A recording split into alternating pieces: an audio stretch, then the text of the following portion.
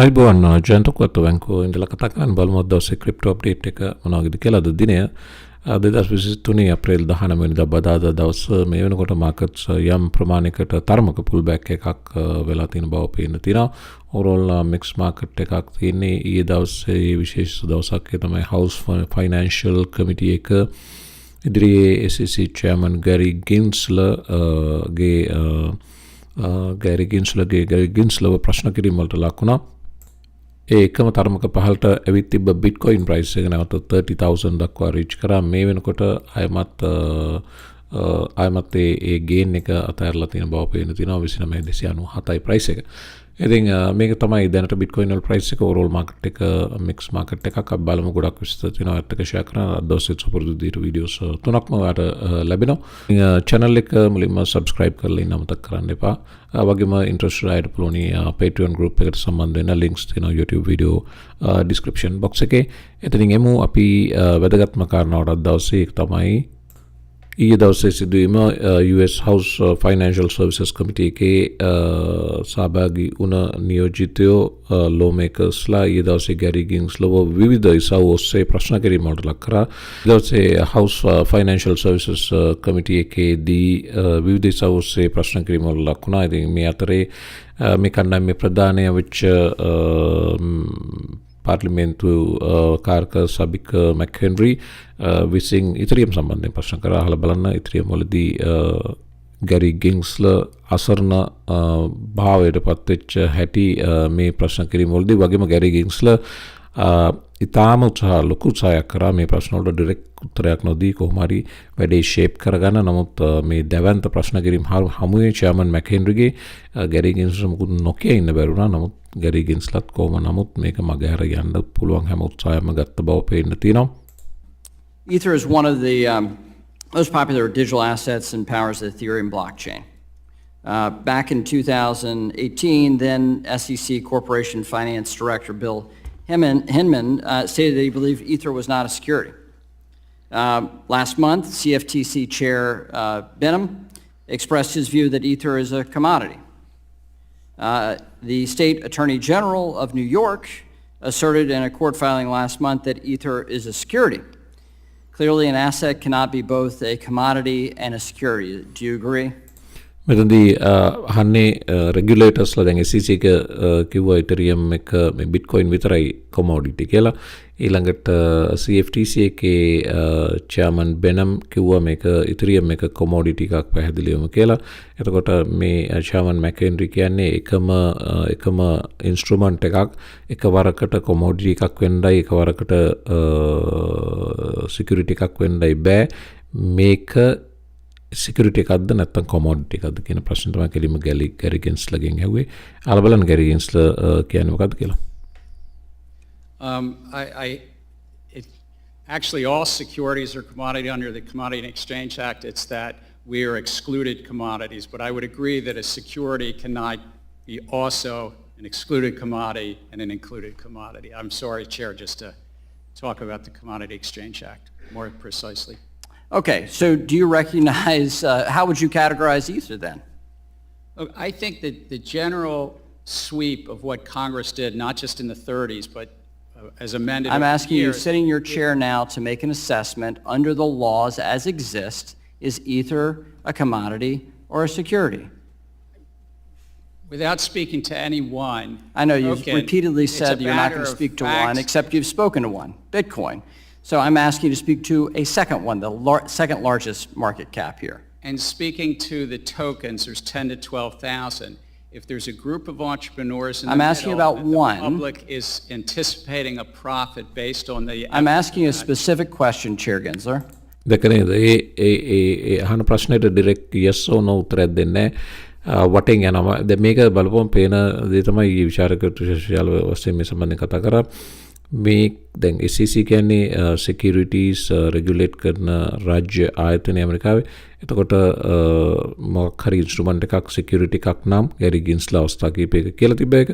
එහෙමනම් ඒකේ basis එක කියන්න ඕනේ ඒක yes to no security එකක් නම් කියන්න ඕනේ මේක security එකක් කියලා. දැන් මේක අහන සැරේට 0.30 ගණන් වල ඉඳලා ඉතිහාස කතාවක් කියන්න උත්සාහ කරනවා විතරයි.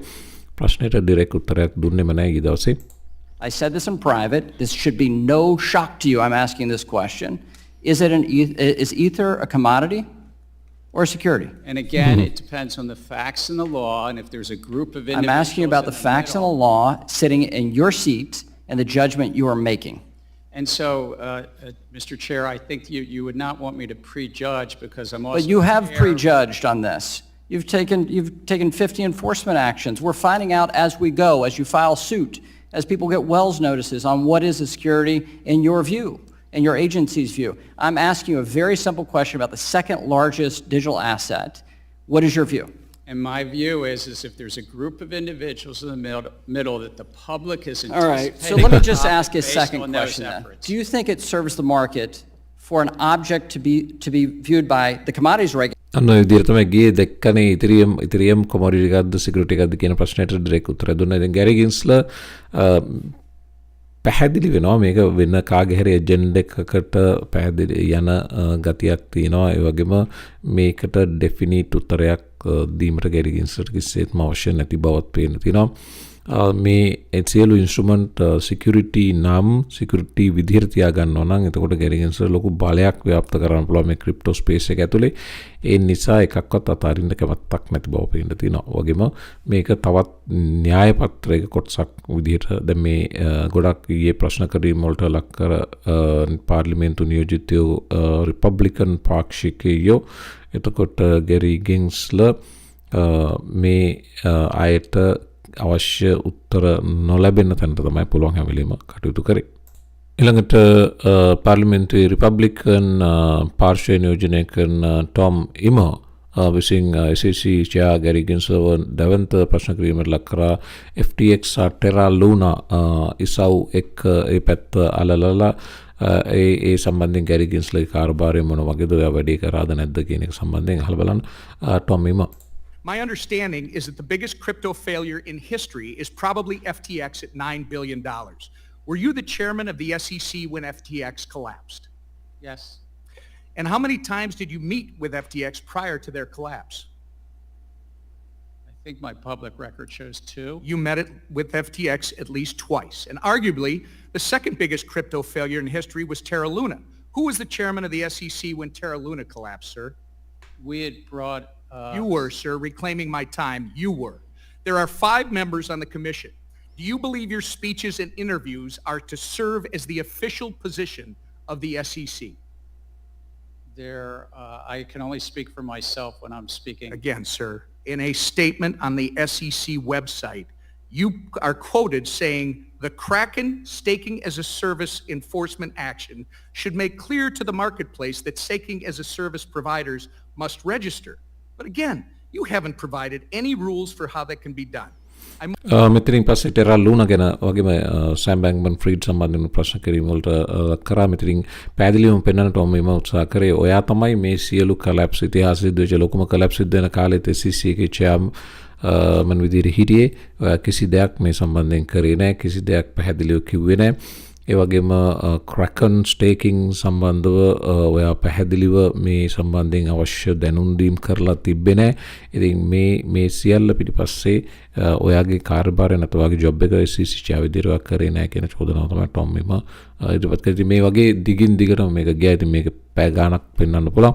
මට එසෙන්ස් එක ඔයාලට පෙන්වන්න අවශ්‍ය වෙලා තිබ්බේ ගැරි ගින්ස්ලර්ට දැවන්ත ප්‍රෙෂර් එකක් මේ හරහා ඊයේ ෆයිනෑන්ෂල් කමිටිගේ හරහා ලැබුණ බව.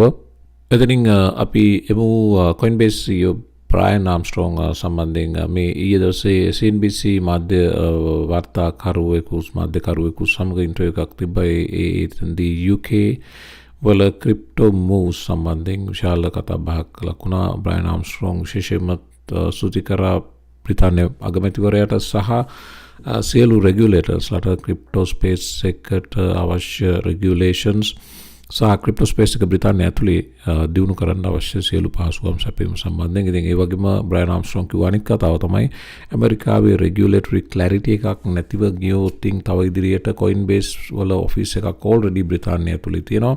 ඒ මොනොත් අපේ ඉන්වෙස්ට්මන්ට්ස් වැඩි ප්‍රමාණයක් බ්‍රිතාන්‍යය කරන්න බලාපොරොත්තු වෙන බව. එතකොට ඊ දවස්සේ අර ෆයිනෑන්ෂල් සර්විසස් කමිටි එක ඉදිරියේදී ගැරි ගෙන්ස්ලර් ප්‍රශ්න කරන්න ගොඩක් හේතුනෙත් එකයි ඔයා තමයි මේ කැපිටල් මාකට්ස් නැත්නම් ක්‍රිප්ටෝ මාකට්ස් ඇමරිකාවෙන් පිටමං කරන්න කටයුතු කරන්න උත්සාහ කරන මූලිකයා කියලා ඒ චෝදනාව එල්ල කරා. ඉතින් මේ ඒ චෝදනාව සැබෑ බව පේන්න තියෙනවා Coinbase වගේ ආයතන පවා මේ වෙනකොට කන්සිඩර් කරමින් යනවා ඇමරිකානු භූමියෙන් පිටමං වෙන්න. ඉතින් මේක ඇමරිකාවට භයානක තත්ත්වයක් වහම යමක් කරේ නැත්නම් ඉදිරියේදී ඇමරිකානු වොන්ට මේ ක්‍රිප්ටෝ ස්පේස් එකේ තියෙන මූලිකත්වය නැතු යනවා. පැහැදිලිවම චීනය විසින් ඒක ආක්‍රමණය කරමින් ඉන්න හොංකොං හරහා already. ඉතින් එන්න අනිත් වීඩියෝ එකට ඉදිරියට බලමු.